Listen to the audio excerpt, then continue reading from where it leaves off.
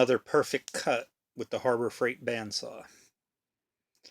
Got this thing on Easter Sunday with a 25% off coupon. I've cut almost every day, probably 5 days a week. Mostly aluminum, yeah, but still on the original blade. And there